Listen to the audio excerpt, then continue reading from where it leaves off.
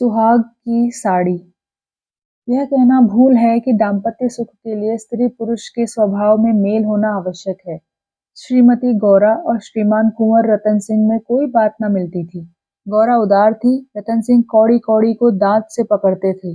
वह हंसमुख थी, रतन सिंह चिंताशील थे।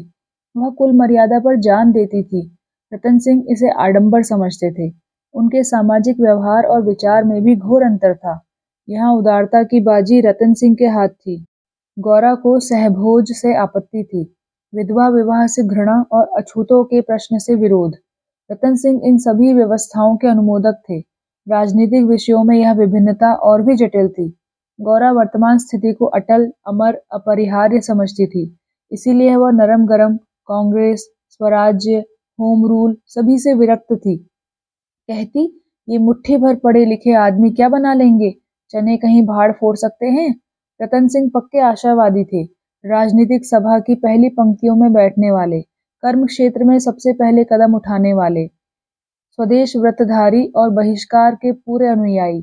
इतनी विषमताओं पर भी उनका दाम्पत्य जीवन सुखमय था। कभी कभी उनमें मतभेद अवश्य हो जाता था, पर वे समीर के वे झोंके थे जो स्थिर जल को हल्की हल्की लहरों से आभूषित कर देते हैं।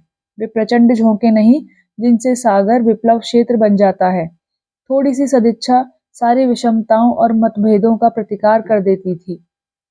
विदेशी कपड़ों की होलियां जलाई जा रही थी।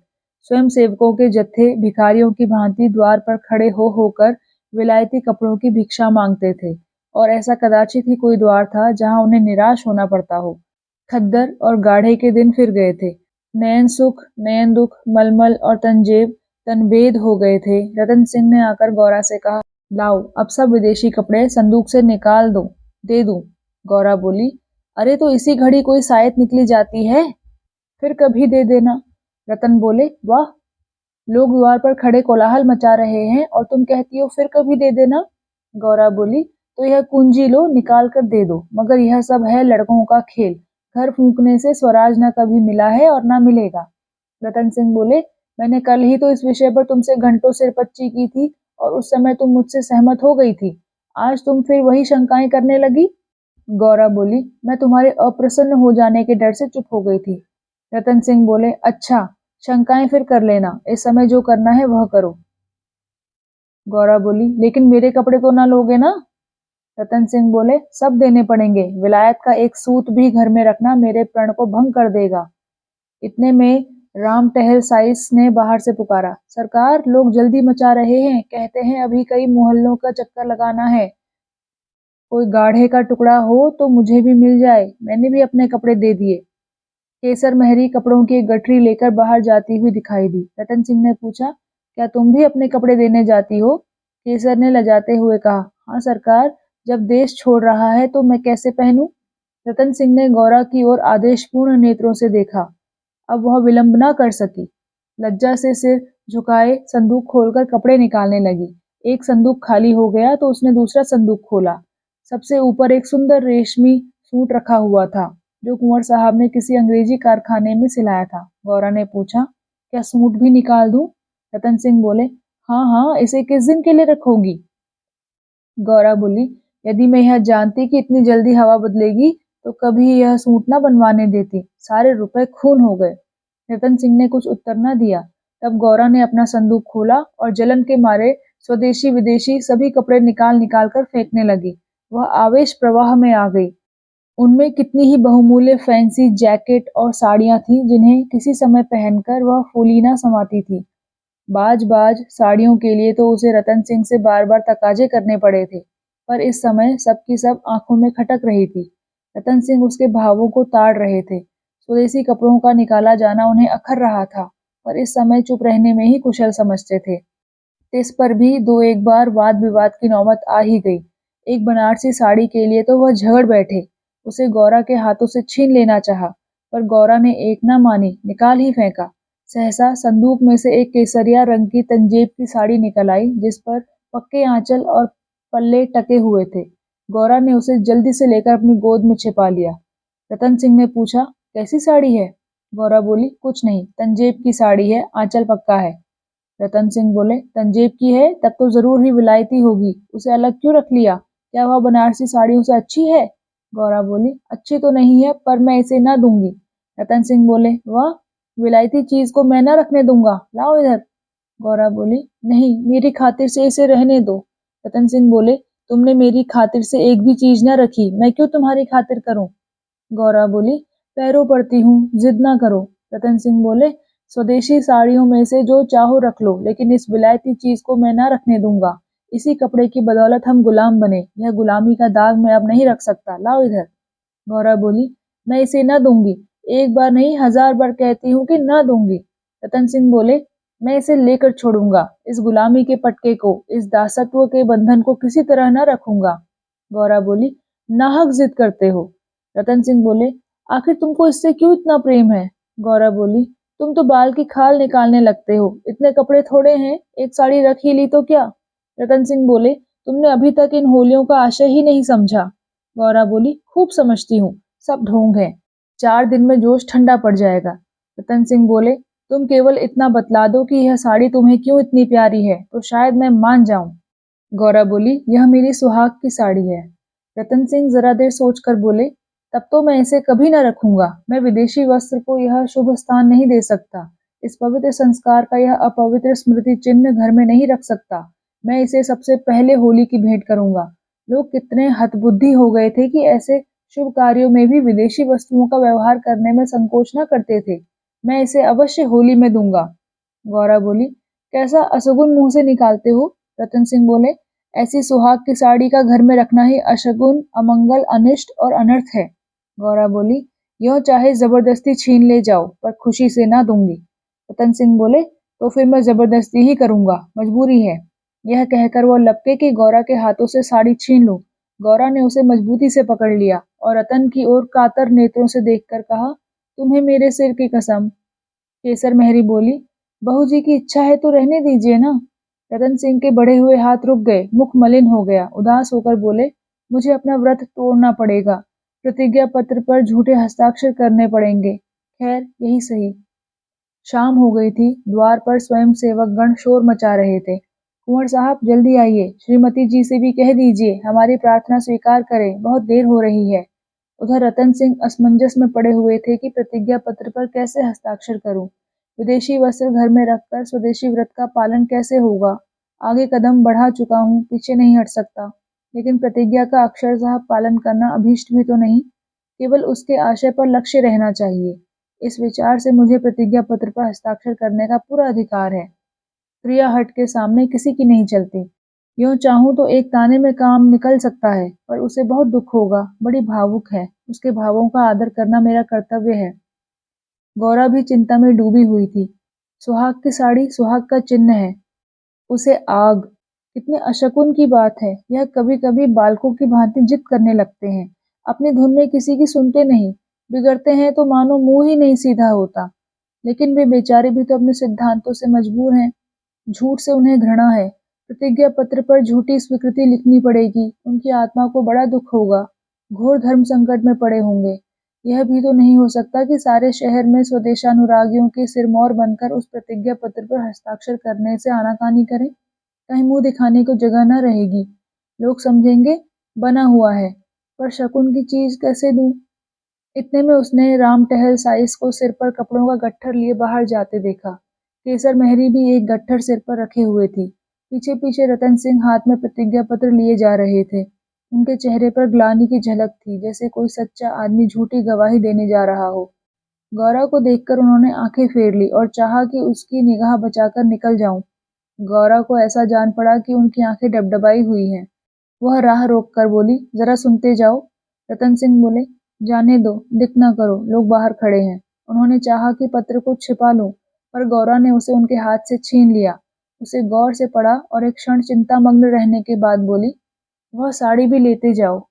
रतन सिंह बोले, रहने दो, अब तो मैंने झूठ लिख ही दिया। गौरा बोली, मैं क्या जानती थी कि तुम ऐसी कड़ी प्रतिज्ञा कर रहे हो। रतन सिंह बोले, यह तो मैं तुमसे पहले कह चुका था। गौरा बोली, मेरी भूल थी, क्षमा कर दो और इसे लेते जाओ। रतन सिंह बोले, जब तुम इसे देना अशगुन समझती हो तो रहने दो, तुम्हारी खातिर थोड़ा सा झूठ बोलने में मुझे कोई आपत्ति नहीं है। गौरा बोली, नहीं, लेते जाओ, अमंगल के भय से तुम्हारी आत्मा का हनन नहीं करना चाहती। यह कहकर उसने अपनी सुहाग की साड़ी उठाकर पति के हाथों में रख दी। रतन ने देखा, गौरा के चेहरे पर एक रंग आता था, एक रंग जाता था, जैसे कोई रोगी अंतरस्थ विषम वेदना को दबाने की चेष्टा कर रहा हो। उन्हें अपनी अहृदयता पर लज्जा आई। केवल अपने सिद्धांत की रक्षा के लिए, अपनी आत्मा के सम्मान के लिए मैं इस देवी के भावों का वध कर रहा हूँ। यह अत्याचार है। साड़ी गौरा को देकर बोले, तुम इसे रख लो, मैं प्रतिज्ञा पत्र को फाड़े डालता हूँ।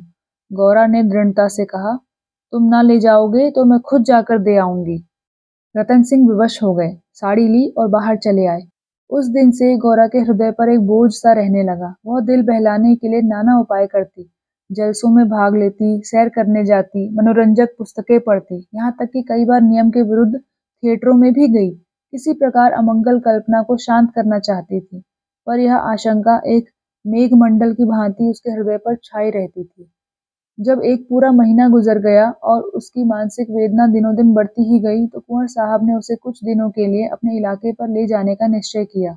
उनका मन उन्हें उनके आदर्श प्रेम का नित्य तिरस्कार किया करता था।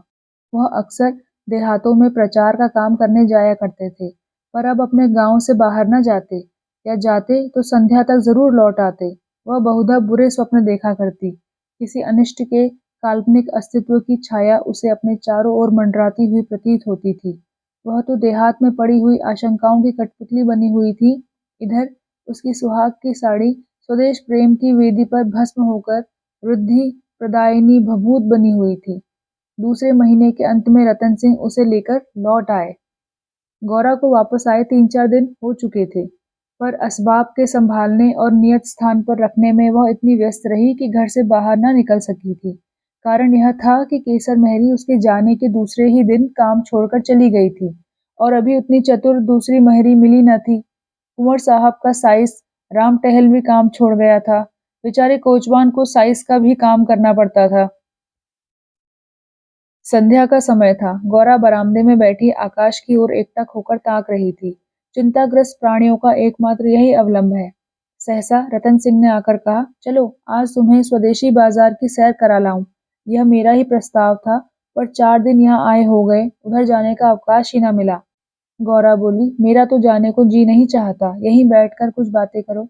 रतन सिंह बोले, नहीं, चलो देख आए, 1 घंटे में लौट आएंगे। अंत में गौरा राजी हो गई। इधर महीनों से बाहर ना निकली थी। आज उसे चारों तरफ एक विचित्र शोभा दिखाई दी। बाजार कभी इतनी रौनक पर न था।